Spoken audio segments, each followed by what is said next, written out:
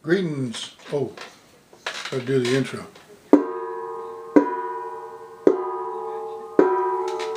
Greetings, Oitlins. What's an Oitland? There's someone that lives on Oit. Oit, the planet Oit. That's the planet we live on. It's called Oit. Greetings, Oitlins, and greetings, lambs. Now, a lamb is a sheep. It's not a kid. A kid is a goat, and we are not goats. We are sheep. The sheep of his pasture. So the goats are aliens in our land, and they don't belong here. Yeah, that's why they call their children kids, because they are goats and we're sheep. Anyway, this is about the gunfight at the OK Corral, and the bigger picture that it's part of. The gunfight of OK Corral was made into a moving picture. I saw it in the theater when I was a boy in the 1950s. It was very dramatic, mostly because of the music. I guess the acting was too, but I remember OK Corral, and that song just stuck with me for years, even until now.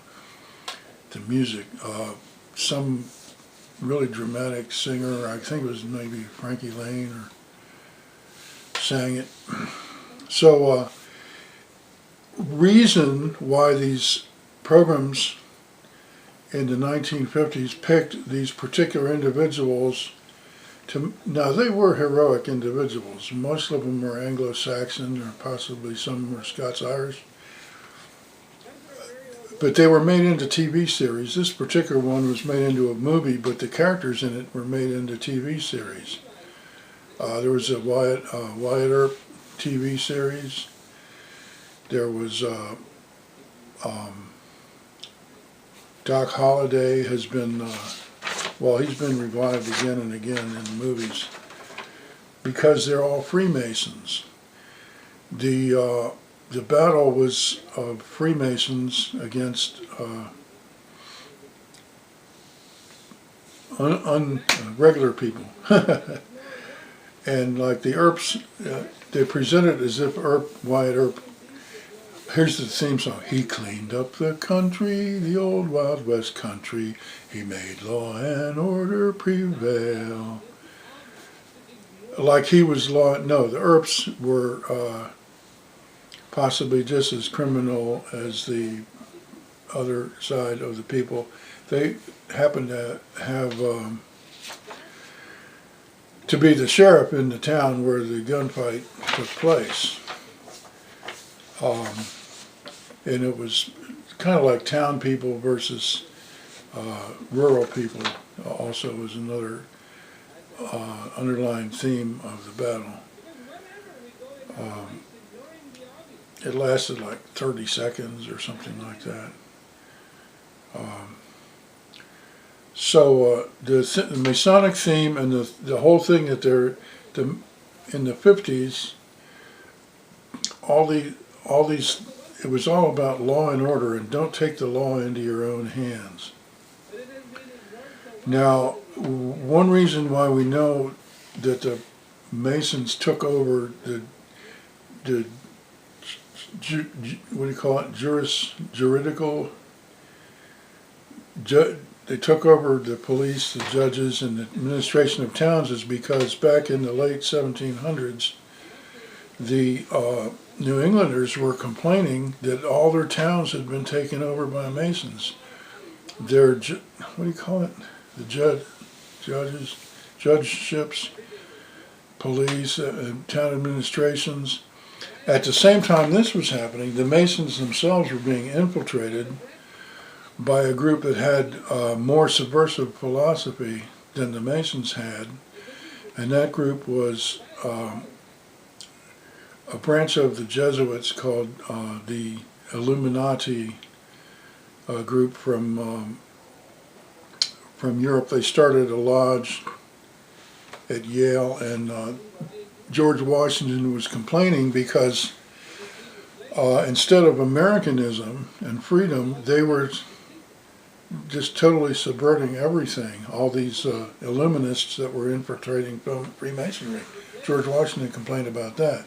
So the New Englanders complained about the Freemasons taking over, and George Washington complained about the Illuminists taking over Freemasonry. So we can see what the trend has been. And so when people are complaining about Freemasonry now, are they complaining about the same Masonry that was pre-infiltration, or are they complaining about the post-infiltration Freemasonry, or both?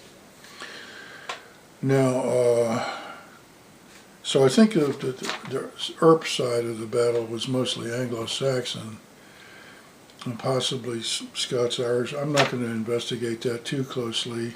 There was more of a slightly Irish element on the other side. A lot of these conflicts out west were divided along lines that were established back in Europe, like English versus Irish. The Civil War was like English versus Scots-Irish, a continuation of the border wars and the wars between England and Scotland. But that's not the theme here.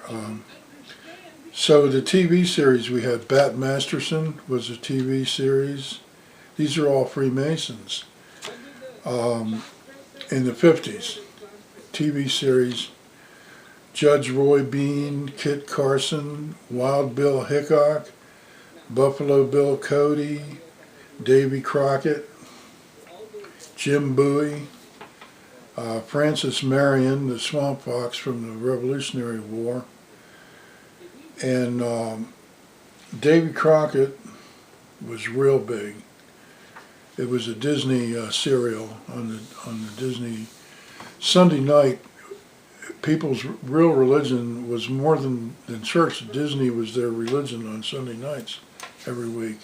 The family would get together and they were looking forward to Disney more than the church. I'm telling, well, at least my family did. Well, no, they didn't. Okay, there's something wrong with that. But anyway, it was like a religion. At least my father saw it, treated it religiously. So the Davy Crockett thing, and they had this song and the coonskin caps that all the children were wearing, and it was very delightful. They had a really charismatic guy, Fess Parker, and Buddy Ebsen later from the Beverly Hillbillies was also very charismatic. He played Davy Crockett's sidekick. So all the guys at the Alamo,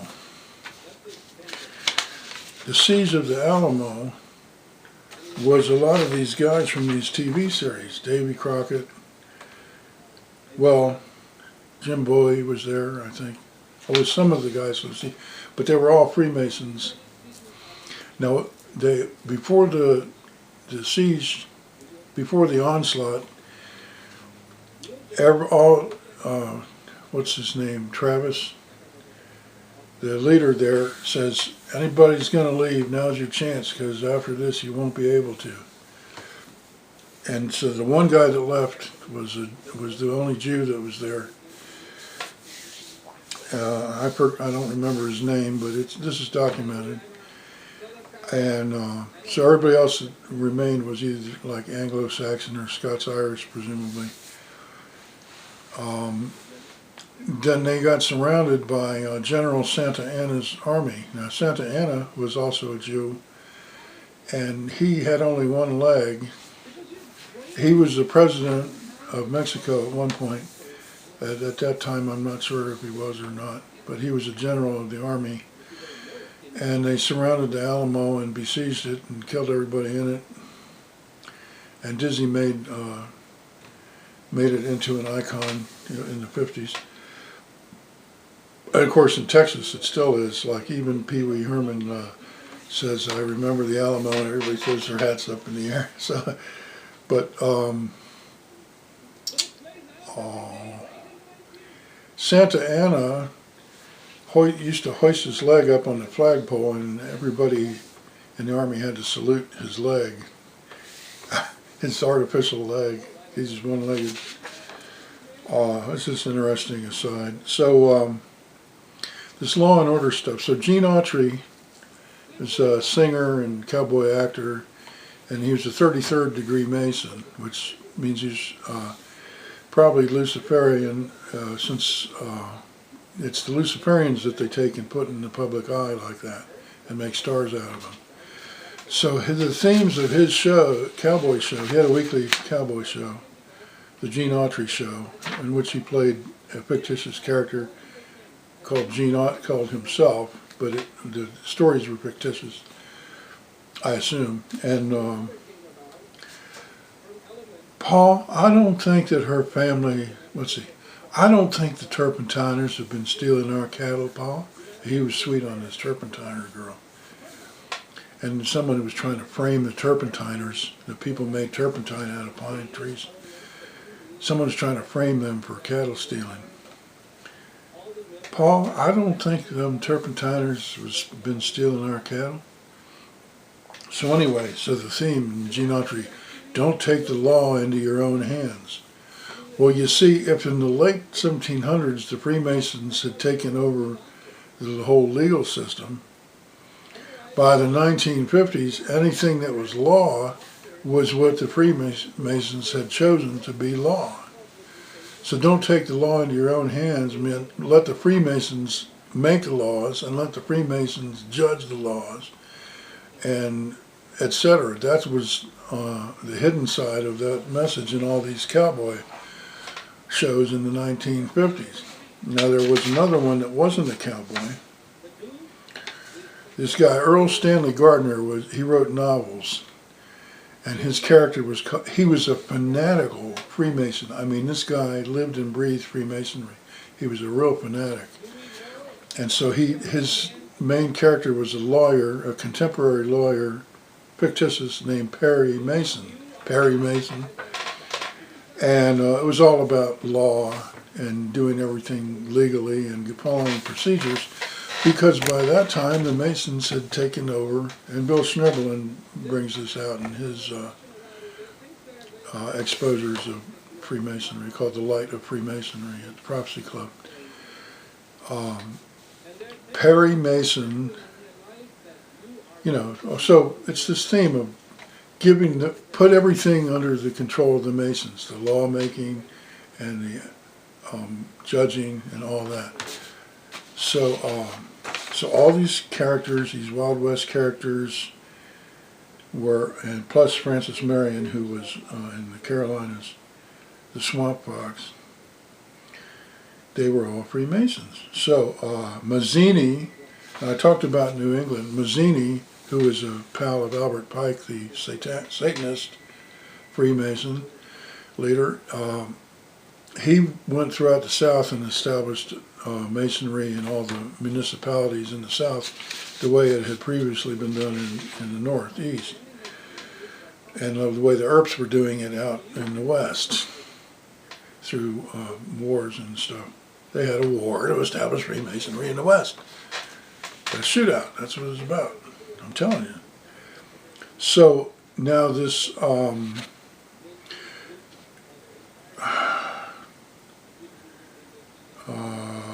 so the Great American Experiment, the particular Freemasons that were setting up this setup that they were setting up a setup. That's what I call it, a setup, because they were setting it up. And it was based on a book that had been written by Sir Francis Bacon. Now, Sir Francis Bacon, his mother or grandmother was a Venetian from Venice, which is a very shady bloodline, very evil bloodline. But anyway, called the New Atlantis. So what they were trying to, well, actually, I think they succeeded in fulfilling Sir Francis Bacon's model in his novel for or book called The New Atlantis, and that's what America is to them. And for this story about Sir Francis Bacon, I owe an intel man named Chris Pinto, who's very good at putting intel together for public consumption, and that's about all I have to say about it. There's a lot of information here. I'm going to show you how to find out more about me. Me. That's the way Matthias Hughes says it. He's one of the coolest looking martial arts and weightlifting guys, and he goes, you can, he doesn't speak English very well, so they usually don't have him talking. He says, you can fight me, and no retreat, no surrender, or no retreat and surrender, no, whatever it is.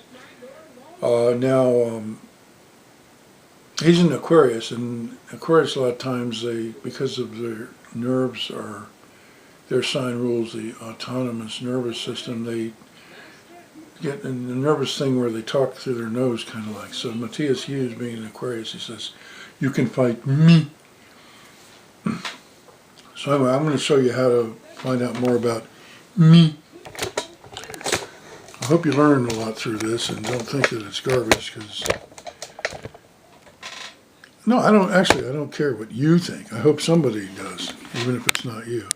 Here's how you find out more about me. Go to there. Don't put an Allen Keysy if you want to get to there, because if you do, you won't. Thank you for coming, and I shall see you next time.